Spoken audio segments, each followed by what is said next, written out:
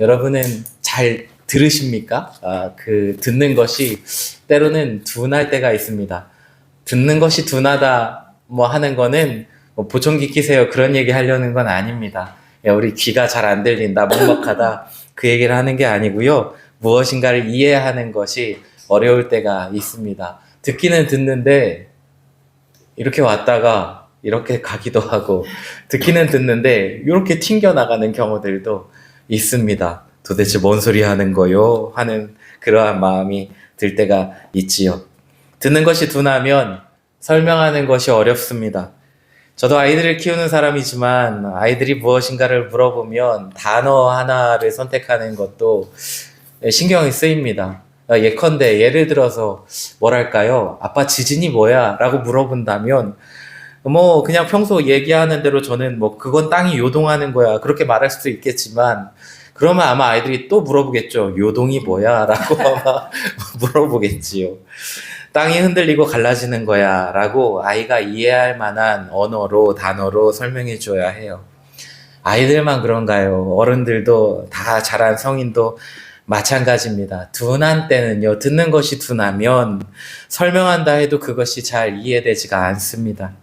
제게 누군가 반도체가 어떻게 만들어지는지에 대해서, 그 세밀한 공정에 대해서 저에게 설명해 주신다고 해도 저는 이해하지를 못하지요. 그것을 알려면 그것을 깨달을 수 있도록 아주 초보적인 설명으로 제게 가르쳐 주셔야만 합니다.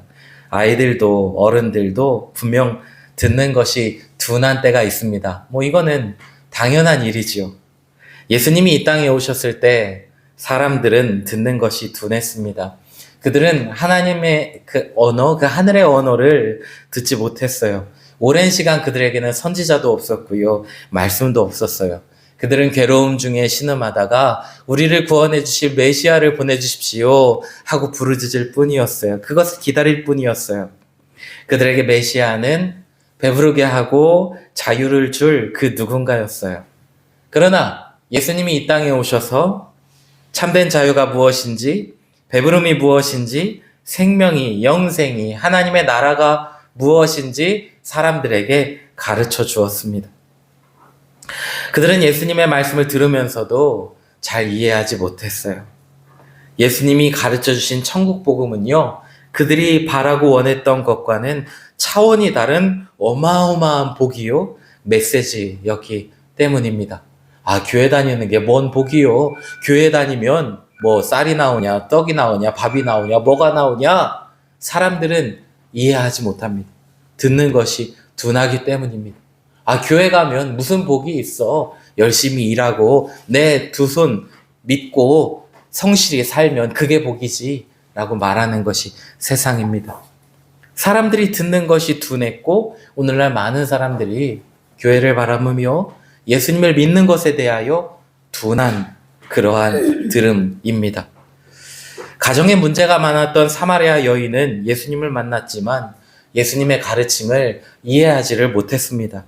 그가 구하는 것은요, 목마르지 않을 물을 달라고 했던 거예요. 우리 어린이들도 여기 함께 있지만, 아이들도 함께 있지만, 여러분 아마 아침마다 물 뜨는 것이 귀찮은 아이들도 있을 거예요. 컵에 그냥 물이 떨어지지 않았으면 좋겠어요. 정수기에 물을 담지 않아도, 정수기로 물을 담지 않아도 내 컵에 물이 언제든지 있어서 냉수 내놔라, 정수 내놔라, 온수 내놔라 하면 그냥 그대로 바뀌었으면 좋겠어요.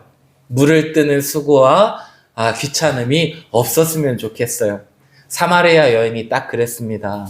선생님, 누구신진 모르겠는데 내게 물을 좀 주셔서 이 물이 마르지 않도록 내게 그 물을 주십시오 하고 구한 거지요. 목마르지 않을 물을 여인은 구했습니다. 목으로 넘어갈 시원한 물을 구했지만은 예수님은 그 여인이 상상도 하지 못할 생수를 주시는데, 그것은 그 배에서 생수의 강이 흘러넘치는 놀라운 기쁨, 평강, 은혜를 그 안에 샘솟게 하셨어요. 이건 성령의 역사, 하나님이 그 안에 이루신 놀라운 은혜의 역사였던 거지요. 사마리아 여인은 예수님을 만나서 그가 전한 천국 복음이 무엇인지 깨닫게 되었고, 그 안에 주체할 수 없는 넘치는 기쁨과 평강으로 물동이를 던지고 마을에 뛰어들어가 메시아이신 예수 그리스도를 증거하는 여인이 되었습니다. 여인은 그제서야 예수님이 누구신지, 전해주신 말씀이 무엇인지 알게 된 거지요. 이처럼 우리는 듣는 것이 둔할 때가 있습니다. 그런데 우리는 둔한 채로만 있어서는 안 됩니다. 둔한 채로만 신앙생활하고 둔한 채로만 살아서는 안 됩니다. 때가 되면 가르치는 자가 되기에 이르도록 우리는 그렇게 자라가야 해요. 여호수아라는 사람이 있습니다. 이 여호수아는요, 이스라엘 백성들을 이끌고 가나안 땅으로 들어가서 그 땅을 정복한 사람이에요. 이 여호수아가 그렇게 할 수 있었던 이유가 뭘까요? 그건 스승이 있었기 때문인데 그의 스승은 모세였어요. 여호수아는 모세의 수종자, 그러니까 모세를 졸졸졸졸졸 따라다니는 사람이었어요. 뭔가 배우고 싶으면 따라다니잖아요. 눈으로 보고 귀로 듣고 어떻게 하는지를 잘 살펴서 똑같이 따라해보지 않습니까? 여호수아는 모세의 수종자, 모세를 따라다니는 사람이었어요. 제자였지요. 그는 모세를 따라다니면서 정말 이해되지 않는 하나님의 놀라운 기적을 다 체험했어요. 그의 스승은 모세. 그런데 모세를 한번 생각해 볼까요? 모세는 어땠나요? 처음 모세는 정말 걱정되는 인물이었습니다. 하나님이 기적을 보이셔도, 말씀으로 아무리 격려하셔도, 너 할 수 있어! 응원해 주셔도, 그래도 모세는 하나님의 부르심을 멀리 했어요. 주여, 보낼 자를 보내소서. 나는 아니라는 거예요. 나 그거 못해요. 나 할 수 없어요. 뒷걸음질 치는 모세였어요. 그러나 모세는 점차 둔한 자가 아닌 가르치는 자로 자라나게 되었습니다. 하나님은 모세에게 보이셨고 그와 같이 모세도 이후에는 하나님의 기적을 행하는 자로 자라가게 돼요. 출애굽기 14장 15절에서 16절에 홍해를 가르신 것은 하나님과 모세의 합작품이었어요. 여호와께서 모세에게 이르시되 너는 어찌하여 내게 부르짖느냐? 이스라엘 자손에게 명령하여 앞으로 나아가게 하고 지팡이를 들고 손을 바다 위로 내밀어 그것이 갈라지게 하라. 이스라엘 자손이 바다 가운데서 마른 땅으로 행하리라. 하나님의 기적을 보는 자에서 머무는 것이 아니라 하나님의 기적을 행하는 자로 하나님은 모세를 성장시키셨어요.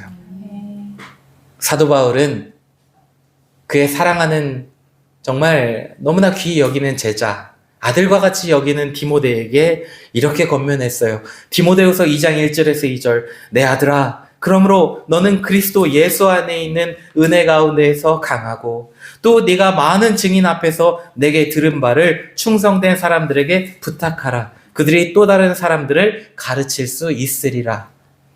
모세가 여호수아에게, 사도 바울이 디모데에게 가르치는 자가 되었고 가르침 받은 그들이 다른 이들을 가르치는 자가 될 수 있었던 거지요. 듣기에 둔감했던 내가, 여전히 둔감한 줄 알았던 내가 어느 순간 모세가 되고 사도 바울이 된다는 것입니다. 그렇게 하나님이 이루신다는 거예요. 이 성경은요, 가장 크신 스승 되신 하나님, 그분께 대하여 자기를 소개하신 책입니다. 성경은 날마다 우리에게 하나님을 가르쳐 줍니다. 둔감한 우리로 이 성경을 보며 들리게 하세요. 하나님이 어떤 분이신지 처음에는 잘 모르지만 성경을 가까이 할수록, 예배를 드리며 성경 말씀을 들을수록 어느 순간 누군가에게 하나님의 말씀을 전하기까지 우리는 성장하게 됩니다.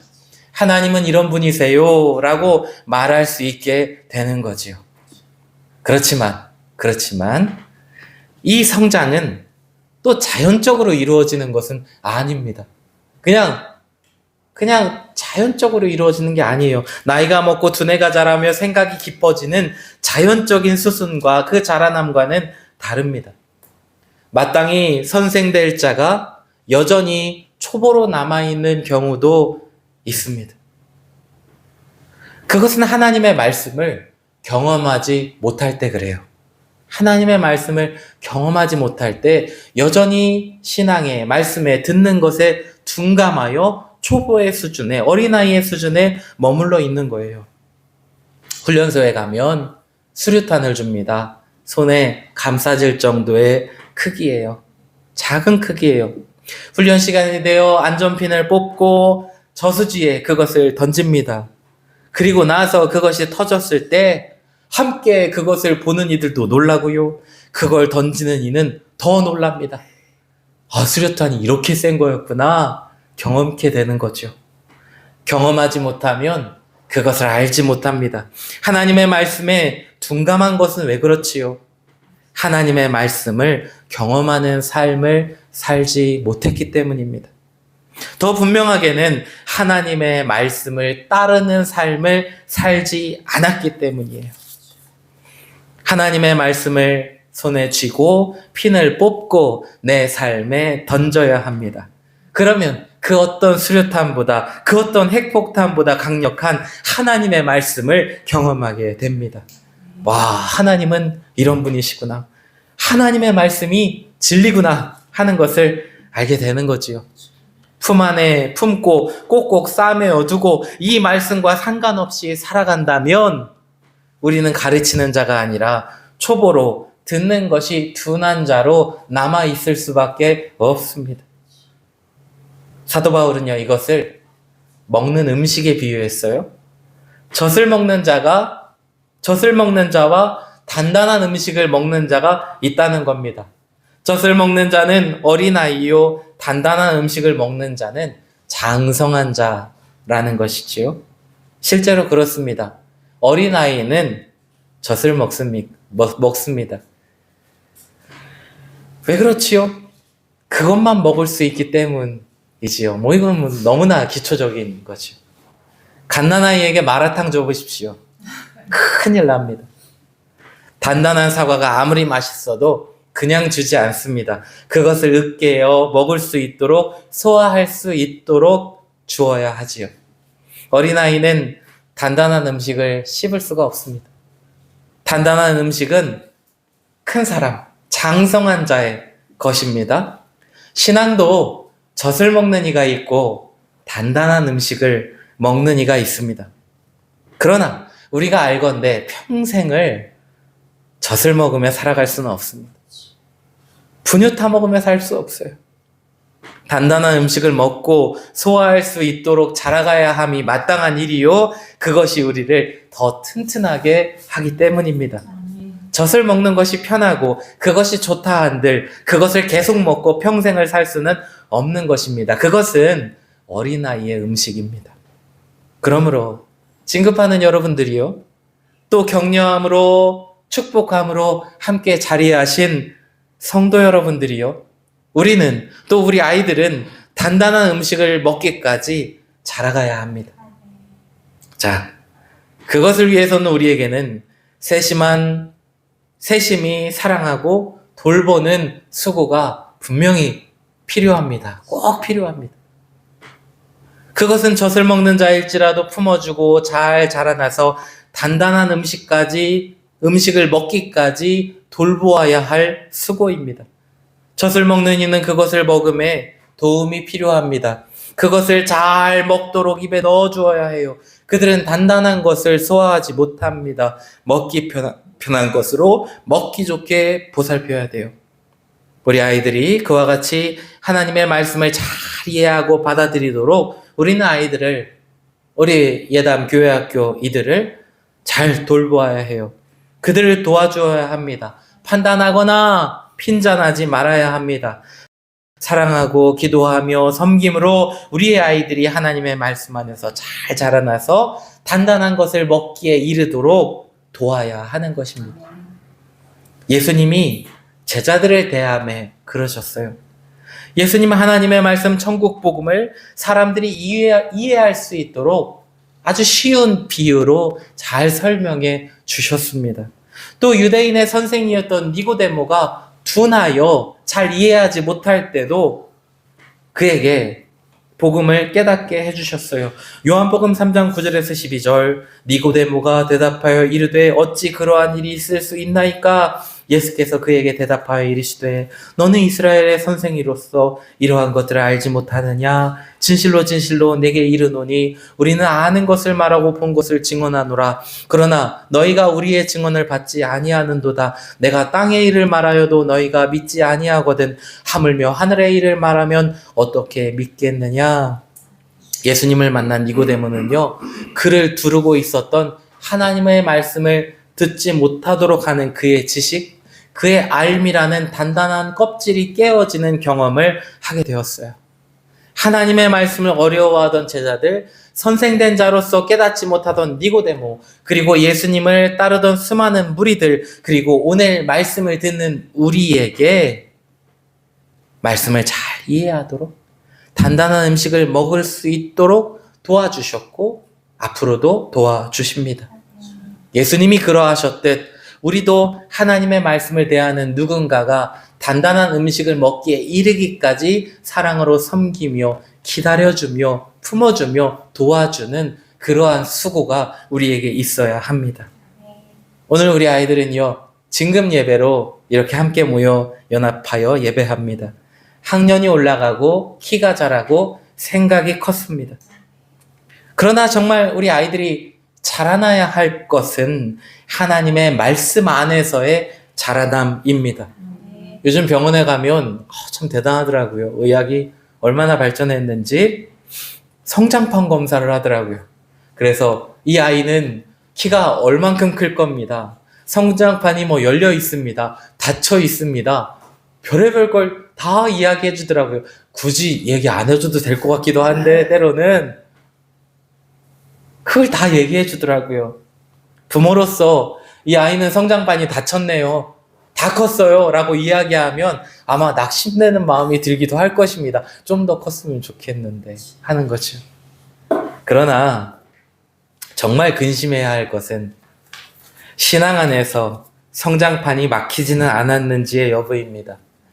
내 멋대로의 신앙, 내가 먹고 싶은 것을 먹는 신앙, 나를 위한 신앙, 그것은 우리를 자라게 하지 못하고 우리를 오히려 둔감하게, 듣는 것을 둔하게 만들어버립니다. 단단한 것을 먹지 못하게 해버립니다. 단단한 것을 먹는 신앙이 아니라 젖을 먹는 신앙에 만족하여 거기에 머무르게 해버리고 맙니다.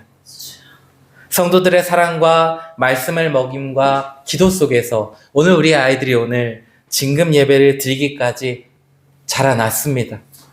이렇게 자라난 우리 아이들이 키가 자라고 지혜가 자라며 하나님과 사람 앞에 사랑스러워 가도록 장성한 자 되도록 우리는 사랑하고 섬겨야 합니다. 그럴 때 이들은 또 다른 누군가가 자라날 수 있도록 가르치는 자로, 단단한 음식을 먹는 자로 세워갈 수 있을 것입니다. 여기 모인 우리는 어떤 사람들인가요? 아직 젖을 먹는 사람들입니까? 아니면 단단한 음식을 먹는 사람들입니까? 단단한 음식을 먹는 자는 장성한 자라고 그랬습니다. 장성한 자라는 것은 큰 사람, 정말 크게 성장한 사람, 성인이 된 사람을 말하죠. 단단한 음식은 씹고 분해하고 소화하여 힘을 내게 합니다. 이전에는 하나님의 말씀을 대할 때 도대체 뭔 말이요? 했죠. 도대체 이게 무슨 말이에요? 했지요. 아브라함의 아들이 야곱이냐 요셉이냐 헷갈려 합니다. 여러분, 이삭이에요. 이삭. 야곱인가 요셉인가 둘 중에 헷갈리시면 그것도 곤란합니다. 네. 아브라함의 아들은 이삭이에요. 어떻게 예수님이 십자가에서 죽으신 것이 나를 위한 죽음입니까? 그분이 살아난 것이 어떻게 나와 상관이 있습니까? 이해가 되지 않았어요, 전에는.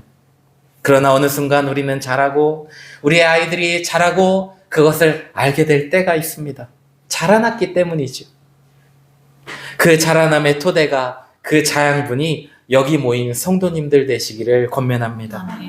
그 가르침 속에, 그 돌봄 중에 하나님의 큰 복이 임할 줄로 믿습니다. 자, 마지막으로 오늘 단단한 음식을 먹는 장성한 자는 지각을 사용한다 했습니다. 하나님은 우리에게 말씀을 깨닫는 지각을 주셨어요. 하나님의 말씀을 알고 또한 그 말씀이 내게 어떤 의미인지를 깨닫게 되는 거죠. 또한 하나님의 말씀 안에서 그 지각을 가지고 선악을 분별하게 하세요. 단단한 음식을 먹는 자는 그렇게 자라난다는 거죠. 하나님의 말씀을 보니 신앙생활하며 교회에서 예배 드리며 말씀 가운데 살아가다 보니 하나님이 기뻐하시는 선한 일이 무엇인지 알게 되는 거죠. 악한 길로 갈 때 하나님 이건 내가 이 길로 가면 안 되는 거지요. 하나님 내가 이렇게 행하면 안 되는 거지요. 내가 이런 말을 하며 이런 행동하면 안 되는 거지요. 하나님 안에서 그 말씀 안에서 내가 행하는 것들이 악한 것이구나라는 것을 깨닫게 되고 그 걸음을 돌아서게 되는 거죠. 장성한 자는 지각을 가지고 하나님의 말씀을 먹으며 그것으로 선악을 분별하며 믿음의 삶을 살아가는 것입니다. 이것이 단단한 음식을 먹는 장성한 자의 삶입니다. 오늘 예배드리는 우리가 또한 진금 예배로 함께하는 우리의 아이들이 그와 같은 장성한 자가 되기를 여러분 소망합니다. 머리로만 깨닫고 멈춰선 사람이 아닌 하나님의 말씀을 단단한 것으로 먹으며 하나님이 주신 지각 안에서 말씀대로 살아가는 사람들, 말씀을 가르치는 사람들, 그와 같이 장성한 자 되기를 여러분 축복합니다. 우리 안에 이 놀라운 일을 이루신 우리를 자라나게 하실 여기 모인 오늘 진급하는 우리 예담 교회학교 모든 아이들 또 함께 격려하며 응원하며 나도 장성한 자로 자라나기를 소망하는 모든 성도들 여러분을 축복합니다.